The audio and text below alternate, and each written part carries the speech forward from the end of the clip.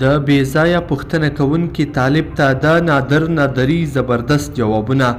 دا طالب خبریال څنګه د افغانانو څخه غبرګون سره مخ شو، ولې یې داسې بیځایه پوښتنې وکړي؟ په دې ویډیو کې راسره وګورئ او چینل سبسکرایب کړئ. درنو لیدونکو السلام علیکم، وخت مو پخیر.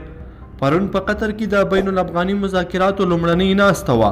د افغان حکومت پلاوي، طالب پلاوي، بهرنیو هیوادونو استازو، وزیرانو او چارواکو پکې برخه اخیستې وه. د ناستې له پیل وړاندې طالب خبریال د افغان حکومت مرکچي پلاوي له غړي محمد نادري پوښتنې کولې.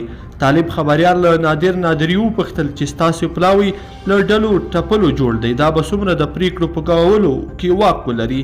نادري په جواب کې وویل دا چې پلاوی له ډلو ټپلو جوړ دی سمه خبره نه ده. افغانستان کې بېلابېل قومونه اوسېږي، مختلف احزاب دي پکې، ښځې او نارینه، ځوانان او سپین ږیري دي پکې، علما او متخصصین پکې دي. پلاوی ټول له دوی څخه جوړ شوی او متحد پلاوی دی. طالب خبریال بیا ترې پوښتنه کوي چې دا پلاوی د افغانستان له خلکو جوړ دی که له حکومت؟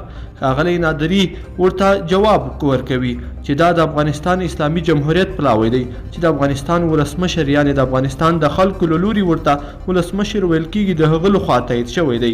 خو طالب خبریال بیا په خبره کې ورغورځېږي او تور پرې لګوي چې هماغه ولسمشر چې له 1 میلیون کمې رایې وړي دي هغه یې هم په تقلب راټولې کړي دي. نادري د پوښتنې په زړه پورې جواب ورکړ. اوس خو ملا هیبت الله هم یوه رایه نه لري او کوم چیرته پټ دی. نادري ورته زیاته کړه چې دلته دا بحثونه مه کوئ، سولې ته راغلي یو، همدې لپاره راغلي یو چې یو بل ته د حل لاره وښایو او د یو بل احترام وساتو. طالب خبریال نادري ته وویل تاسې نن څه احساس لرئ له هغو طالبانو سره په ناسته کې چې 19 کاله مو ورپسې ټانګونه وړل او کورونه مو ورته بمبارول؟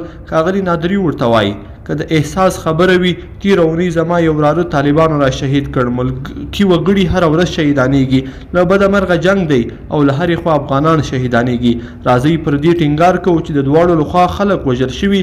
موږ د سولې لپاره په پاک نیت راغلي یو، همدا مو ژمنه ده خپل خدای ته جل جلاله ته چې د هېواد ته مو سوله به راوړو. طالب خبریال په خبرو کې ورټوپ کړ چې دا دې سولې په 2014 کال زیږدیز کې هم امکان درلود، ولې اوس چې امریکایان وځي تاسو ته در یاده شوه؟